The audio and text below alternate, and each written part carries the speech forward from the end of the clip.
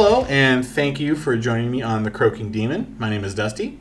I am going to do a 2D, 3D demo for this creature.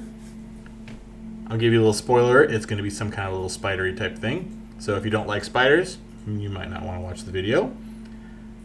This is the point where I stare at the canvas and just sort of smush paint around because I don't really know what I'm going to make.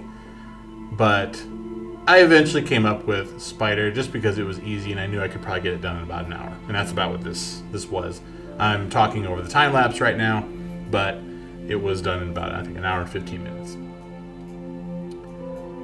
Most of my stuff starts out like this. I don't really have a lot of planning with it. I just start smushing stuff around and start making funny faces and smiley faces, skulls, stuff like that until it starts to make sense to me.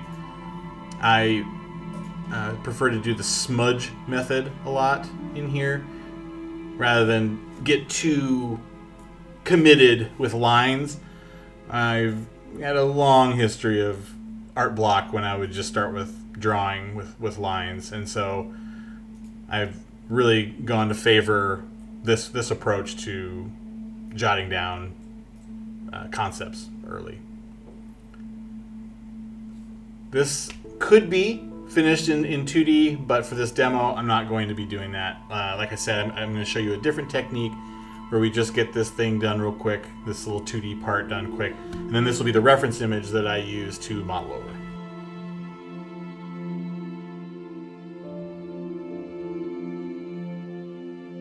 So all of this information that I'm doing is it's not going to be adhered to very much like this at all. It's just something for me to model over so that I have a general idea of where I'm going with it. Because even in 3D, I still have the same kind of art block as I would with paper if I don't have something there. This is 3D Coat. It's kind of like ZBrush. It's a, digital sculpting software. It's a lot cheaper than ZBrush. You don't have to have a monthly fee for it or anything. I like it a lot because it's kind of the whole package. It's got materials, it's got voxel sculpting. You can do retopo in it if that's your thing, if you're going to put this as a game model or whatever. It's a really robust program. And like I said, it's a lot cheaper than ZBrush. It's not the sculpting tools are not as good as ZBrush, but it's still really good and I like it. We're just going to kind of fast forward through all these primitives part right here. No one really cares about that. And I'll get more to the sculpting in a bit here. In the meantime, while I'm doing this, I should probably mention that I am not a very technical artist. I'm not also much of an educator, so if you're watching my channel hoping to, see each brush that I use and see each, tool from the menu that I use, it's probably not going to be very, very fulfilling for you. I see my videos more as me hanging out in a tavern with a sketchbook and we're sitting around just drawing with each other. So if that sounds fun to you, pull out your sketchbook, open up a 3D program, open up Photoshop, and do some drawing with me. And I think that's the way I want to do my channel. What I'm doing right here is just working on some wrinkles, trying to get a mouth type thing going on.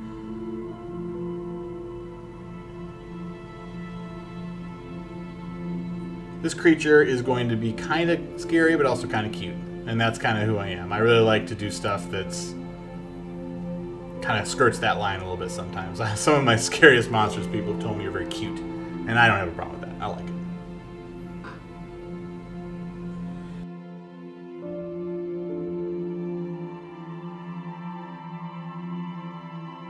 Gonna add this spider's little pedipalps or whatever you call them. I don't know what they're called, but it's something like that.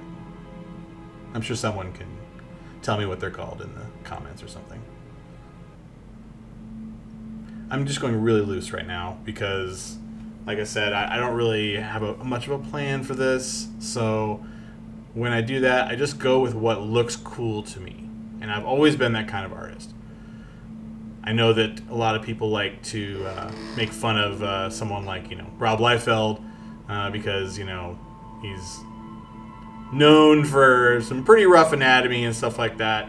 And I will be the first to admit, I was one of those kids that grew up buying Youngblood and X-Force and enjoying the heck out of those comics at 11 years old. Not so great if you're like, 40 and buying his comics, but if you're an 11-year-old kid, I really felt like he was exactly what I needed at the time. So it gave me some bad habits growing up, and also some good benefits too. And I think the good benefits are that I don't really think too much about what I'm doing. I just go with what I think looks cool, and I hope it looks cool.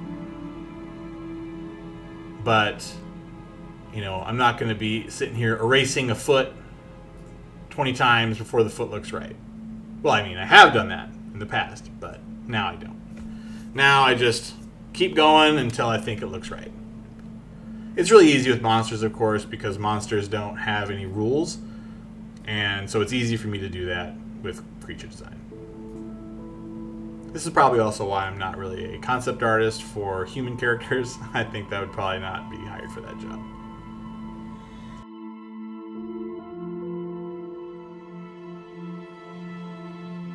Adding some quick legs here.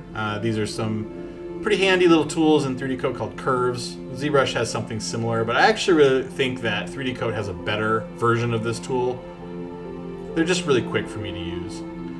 I do like ZBrush quite a bit, and I will often bounce back between 3D Coat and ZBrush, depending on what I need. But for the sake of this demo, I'm not going to bother with getting into ZBrush. But on future videos, we'll definitely do some fun ZBrush stuff as well.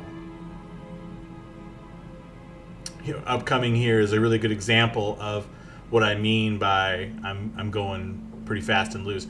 These spider legs are basically going to look like crap. They're not going to look like anything accurate or real or good at all. But the purpose of this 3D model is not to be a finished 3D model. The purpose of this 3D model will be to bring it into Photoshop and paint over it.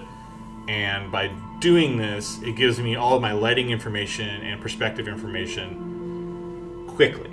I can sculpt a lot faster than I can nail down my perspective and lighting in a drawing or painting. I'm a big believer in doing what works for you as the artist. I'm not so much into the whole idea that you have to do everything one way. Of course there's going to be purists. Of course there's going to be people that want to go from start to finish in whatever their chosen medium is. And that's totally awesome. And that's great for them. But for me, I'm going to go with what I'm strongest at in the part of the piece that I need it in. So if I need some good perspective or a dynamic angle or something, then I'm probably going to use 3D to help me, nudge me in that direction.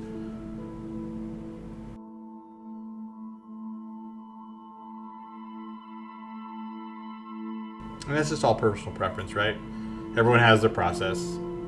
This is a process that I've really started to favor because of working in the video game industry. And when I'm working in games, I don't have very long to do my assignment. I'll get a task and I'll have to have it done in a couple days, and I don't have the luxury of sitting there and drawing everything by hand first. Sometimes you gotta figure out those techniques that'll help you move as quickly as possible, communicate what you need to your art director, and this has been working for me for a while. I actually started where I would do and I actually still do this sometimes, but I haven't done it very much lately. I will sometimes do a watercolor. I like watercolor a lot because it has so many happy accidents, and all the way it drips and bleeds. It's just such a really nice, paint to use for that specifically. And so what I would do is I would paint these big sheets of watercolor paper so that I could get lots of texture. And then I would take pictures of that, bring that into Photoshop, and paint over it. And that was something that I came up with as a solution because I just couldn't find any brushes in Photoshop that were giving me that traditional texture that I wanted for a specific piece. Once I realized that I could just start taking different things and, you know, it's all pixels in the end, right? As far as digital art goes. So once I figured out that I could just, you know, do a quick painting and then finish it up in Photoshop, or do a quick model and finish up in Photoshop, it was really liberating for me because I didn't have to sit there and stress over that one little part of a drawing that was giving me a hard time. All I'm doing right now is adding some eyeballs and wrinkles and all that kind of stuff. Monsters are always fun because I like a lot of wrinkles. I like a lot of eyes. If you look at my stuff, you're going to see a lot of eyeballs, a lot of holes. I know the trypophobia people are probably already noping the hell out of my video, and that's, you know, sorry if that's you. If you've got phobias, you're probably going to want to go, you know, find a different channel. I've always been the kind of creature artist that goes with my own fears. I don't know if that's a way that I'm coping with my own fears or something. I have no idea. But I think spiders are creepy. I think lots of eyes are creepy. I think, in this case, lots of little veins all over stuff is creepy. So I put that in my own creatures. I figure if I'm creeped out by it, there's at least a couple of people out there that are creeped out by it as well. And it's been working out well for me. So the 3D part of this is almost done. Like I said, the legs don't have to look particularly nice. Nothing on it really has to be perfect because it's all going to get painted over anyway. Aesthetically, I vastly prefer a more traditional painted look over the more super polished 3D model with everything looking exactly like game ready or movie ready. And so that's why I use this method. I've got a little model here now. I'm just going to pose it. Start getting some lighting in. 3D Code has some pretty funny lighting. You don't really put a light in the scene. You just move these sliders and you can see the lighting, how it's moving around the model. And it lacks control, but it's, for what I need, it's just enough. I don't really need much more than that. I slapped a quick material on it. It's one material I made custom, and it gave me some basic specular points, and I use those as a frame of reference to when I'm painting on the actual little highlights and stuff like that. So now I'm going to go in here and start smudging. Like earlier, I really like smudging. It's just quick and it gives me the look that I like. Now once I've got the whole thing smudged up and it feels more like a digital painting, then I can start actually painting over it. So for this demo, this thing is almost, for me, it's kind of half done. It's got the stock 3D coat lighting on it that I did, the orange light from below and a blue light from above. It's got a specular, high specular material on it, and that's kind of it. I didn't really mess with anything else.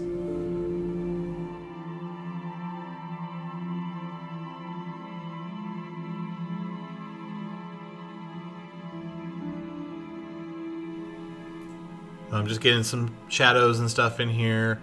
I'm going to work on getting some fall off around the edges.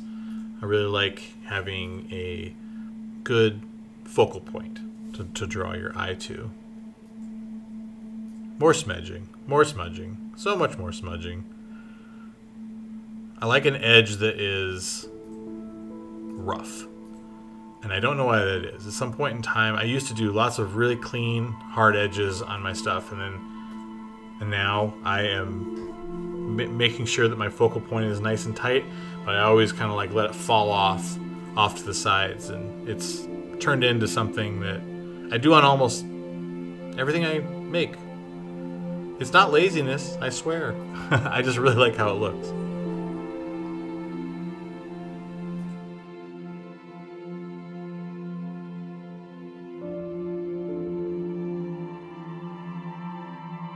these eyes a little bit brighter. I like to give them a little pupil because it's creepy.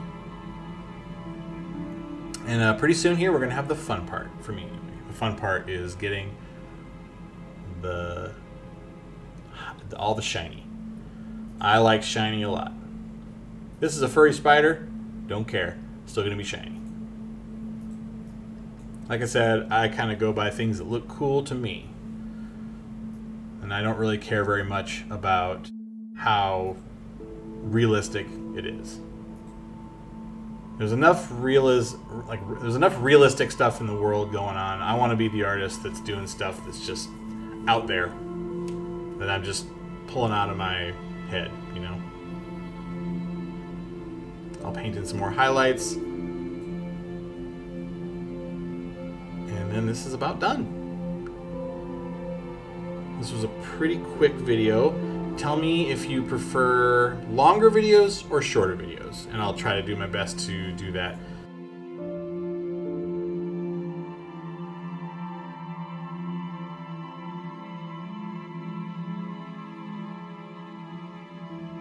If you enjoyed this content, I hope you will consider liking and/or subscribing. Thank you for joining me on the Croaking Demon.